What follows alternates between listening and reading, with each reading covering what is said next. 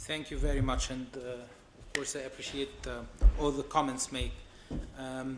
I'd rather confine my remarks to the points I do disagree with, because there might be points that I do actually agree with, but this would be a waste of our time. I think my main point of disagreement is that much of this analysis is essentially built on usual models of, I particularly address the points you made, because they encompass what Professor Powell made, but add to them. Fit a traditional model of a third world country struggling through its way towards democracy and the role of the military. Some of the remarks might be correct. Some of the remarks might miss much of the nuances and the details of the situation in Egypt. And let me use a method. Let me ask questions. Use this method as a way of probing those points you made. You said that the Muslim Brothers made mistakes, but that does not justify what happened. First of all, there are mistakes and there are mistakes. They can make mistake by having a budget with a bigger deficit than they should, or make a priority of a law and order law rather than social development law. That's one category of mistakes. And of course, they wouldn't justify overthrowing a democratically elected president. But there are different kinds of mistakes that then we have to look at. Like, for instance, writing a constitution and setting up a legal framework and affecting the institutions of the state in such a way that might make a possible change of government through elections impossible. That's not a mistake. That's, as business would call, a hostile takeover. It is hard to convince politicians who fought and suffered for years in their battle with the despotic regime, the Mubarak regime, to see the revolution they fought for just taken over by a party that did not take part in the revolution, at least in its start, although they, of course, took part later on, that somebody else takes it over and that's it. And it is hard to ask, I am talking about the political leaders, not the rest of the population. I'm talking about you said the elite, the leaders. It's hard for them to accept seeing the Egypt they dreamed of, the model of the democratic Egypt they dreamed of, being replaced by a government, a regime, a constitution that is getting further and further away from the ideal they hope to see. That's something that people should not accept easily.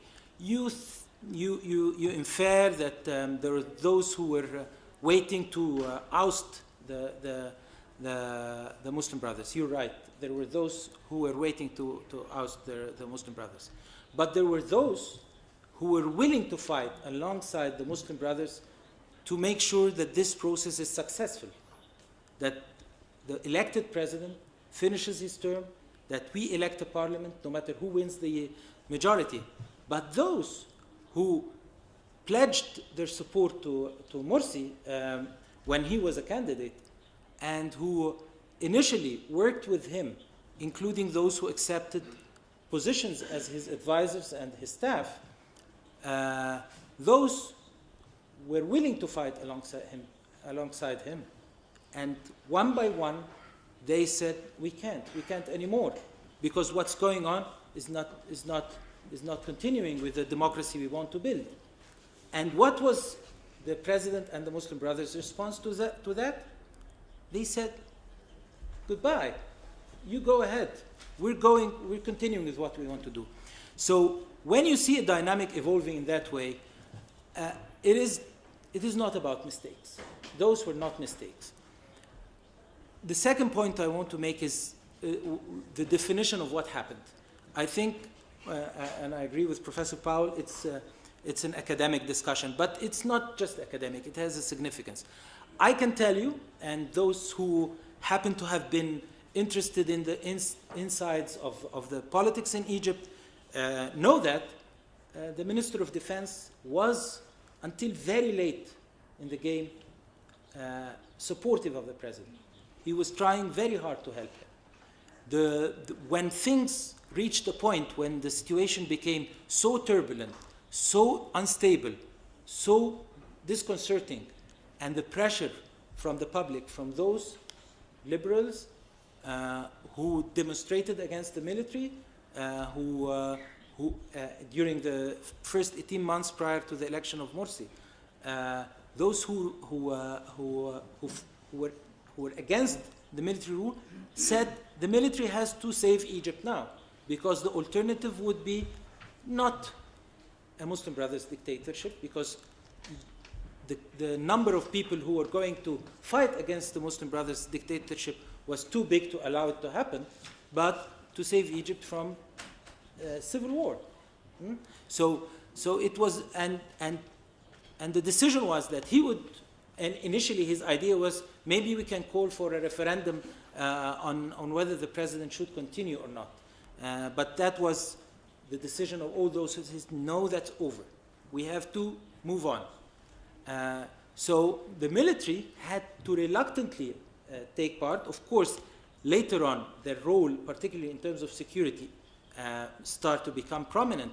But in deciding whether to change, and that is crucial in defining whether that was a coup d'etat, they were extremely reluctant.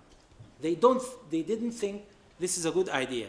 And I think they decided to accept it, not because they thought it's a good idea, because they thought it's the least problematic approach.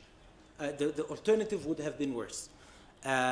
Whether we are heading towards democracy, your guess is as good as mine. I personally believe we are heading towards democracy because I believe in the real momentum of our society. Your analysis focused on the military and the Muslim Brothers, as if that's the politics of Egypt. And when you mentioned the liberals and the youth, you said they are marginalized. And I beg to differ. I think they are very potent, very powerful. They hold the moral high ground. They have the intelligence, and they have the numbers on their side. And the opposition to the former president and to the Muslim Brothers did not start in the military and did not start in the Mubarak regime types. It started with those. And initially, they were alone, and gradually, their support with the public grew. Maybe a large part of the public, and I agree with you, Professor Powell, a large part of the public went out because of economic reasons or the mismanagement, but also because they saw that the local council in their village is now being influenced by the Muslim Brothers, that the rations of bread are now being directed not through the bakery, but through the Freedom and Justice Party of the Muslim Brothers. You can't go by, you can, but you'll have to wait for 2 hours to get your bread. But if you go to the Freedom and Justice Party and give them your ID card, you'll get your bread right away. So those were things that made people start to feel bad about what's going on, not to feel very comfortable about. And this brings me to the more important point that I think I should have clarified in my presentation.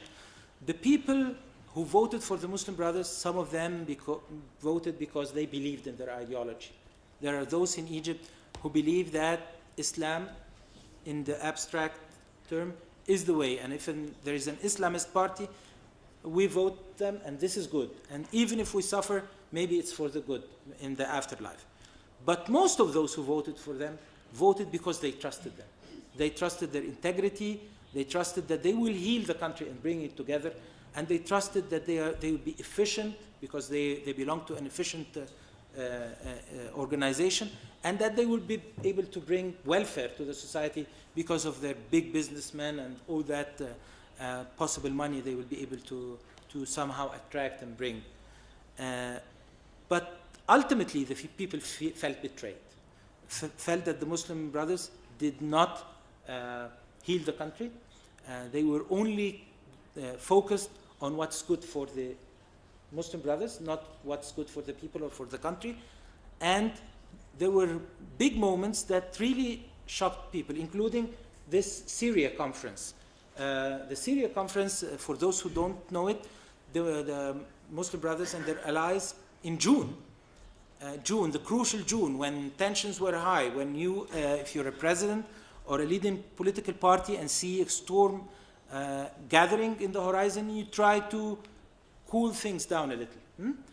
They came to a stadium and assembled 15,000 really very passionate, hardcore members of the Muslim Brothers and their allies, and chanting really scary chants about jihad in Syria and in jihad in Egypt, and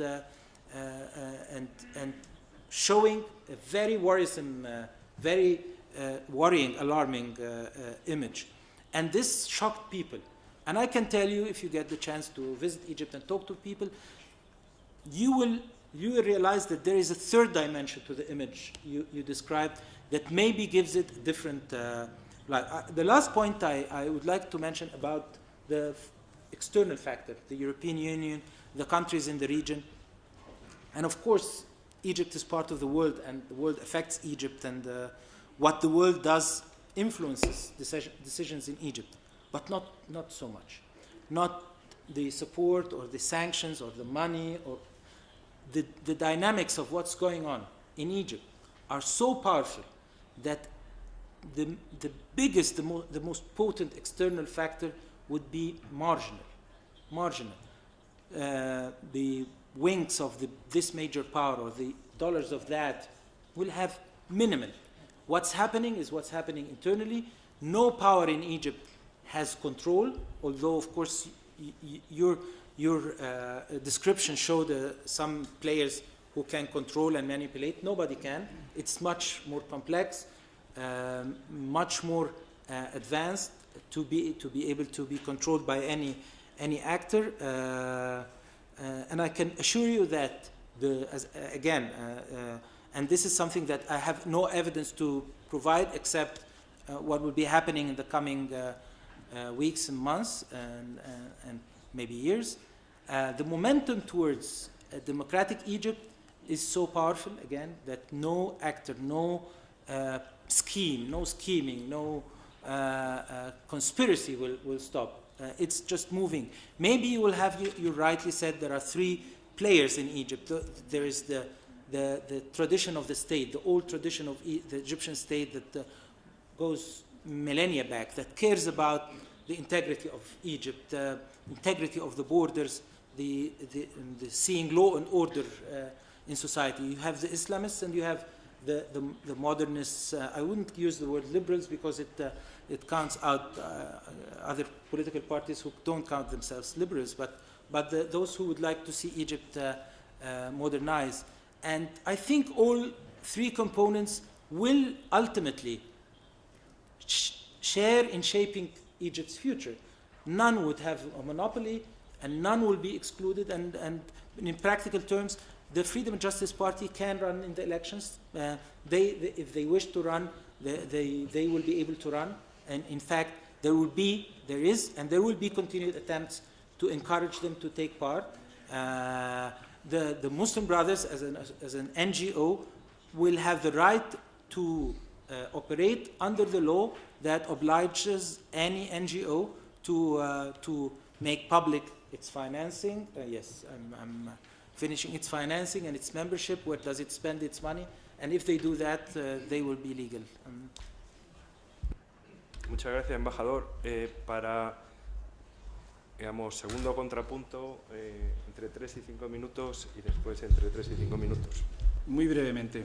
Muchas gracias, embajador, por sus comentarios.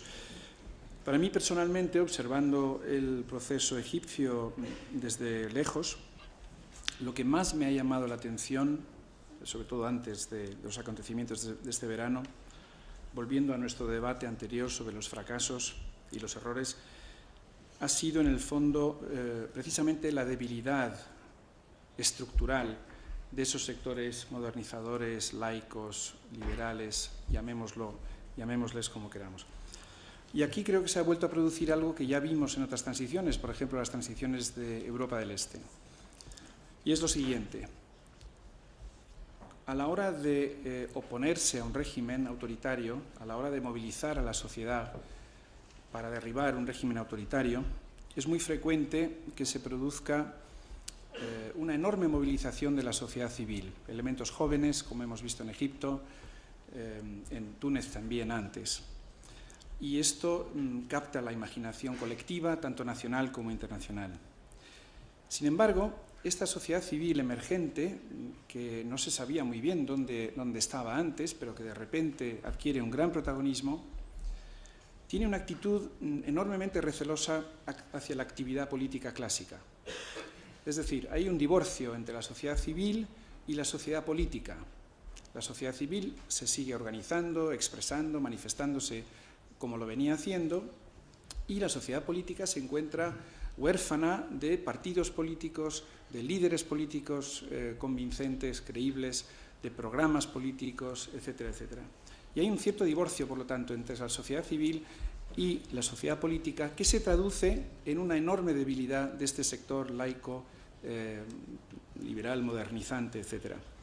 Y esto, en mi opinión, es uno de los factores que explica el triunfo electoral de Morsi. Si analizamos el espectro electoral de ese momento, veremos que estos sectores fueron muy deficitarios a la hora de organizarse políticamente. En España tuvimos también esta experiencia en cierta medida. No olvidemos que aquí acuñamos esa expresión bastante graciosa de los partidos taxi porque todos sus miembros cabían en un solo automóvil. Bueno, pues en Egipto también ha habido partidos taxi y ha habido una proliferación de liderazgos semi- o pseudo-carismáticos que no han logrado cuajar en organizaciones políticas sólidas. Y por lo tanto, de cara al futuro, estos partidos se van a enfrentar a un dilema fundamental. ¿Cómo se van a presentar a esas futuras elecciones? ¿Con sus propias identidades partidistas, intentando consolidar sus programas, sus liderazgos y sus proyectos, o formando parte de un amplio bloque o frente democrático? Esta es una decisión crucial desde el punto de vista táctico que tendrá repercusiones a medio y largo plazo también. No conozco la respuesta a esta pregunta, es una de las cuestiones que creo que debemos observar con interés. Nada más, muchas gracias. Gracias, Jesús. Sí, muy rápido también. Creo que no he adoptado en mi presentación una visión tradicional occidental. Lo que he tratado es de analizar un juego de lucha por el poder y, por lo tanto, de cómo diferentes actores se sitúan y qué fuerzas tienen para jugar en ese escenario. Y desde ese punto de vista creo que ya ha quedado de manifiesto en varias ocasiones que los que apuestan por la democracia de forma más clara son precisamente la parte más débil de este juego, y quienes tienen más fuerza no apuestan por la democracia sino por otra estructura de poder distinta. Si he utilizado el concepto de errores es porque el propio embajador ha utilizado un listado de errores, ha hablado de mistakes todo el tiempo, por lo tanto no he seguido más que la nomenclatura que usted ha puesto para hablar de errores de unos y de otros. Si ahora no son errores y son otra cosa, pues podemos denominarlos de otra manera, pero estamos hablando de lo que no han hecho bien unos y otros. Los líderes de esa élite, que han tenido un protagonismo en algunos casos llamativo a los ojos occidentales, Baradei, Musra y compañía, no se distinguen precisamente, y lo estaba señalando Charles ahora mismo, por antes de las elecciones haber entendido cuál era el grupo más disciplinado y más organizado y haberse unido y coordinado en sus opciones electorales para esas mismas elecciones. Y por otro lado, han sido reiterados los gestos de desprecio a los jóvenes revolucionarios, a los que estaban en la calle, intentando de algún modo autodenominarse líderes de esa revolución cuando nadie les había dado ese título. Y por lo tanto eso también ha generado frustración en unos jóvenes, y lo quiero centrar en jóvenes, pero obviamente va más allá de una cuestión de edad, en unos jóvenes revolucionarios que la única fuerza que tienen es la fuerza de la calle, pero que no han sabido trasladarla a las instituciones. En ese proceso electoral. En ese sentido hablaba de errores de muchos.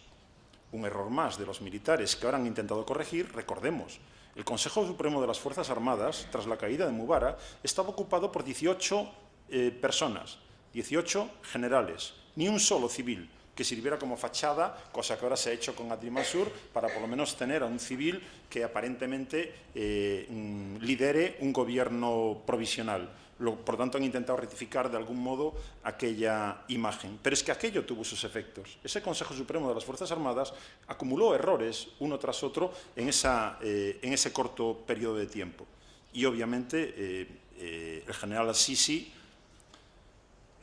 no conozco al personaje, no puedo entrar en esos terrenos, pero lo planteo, por tanto, como una hipótesis. No creo que el cese forzado de Tantawi lo viera como una mala noticia, en el sentido de que corría el escalafón, por decirlo muy resumidamente. Y por último, creo que no he dicho en ningún momento, por lo tanto coincido plenamente con el señor embajador, ningún actor externo controla hoy la agenda egipcia, ninguno.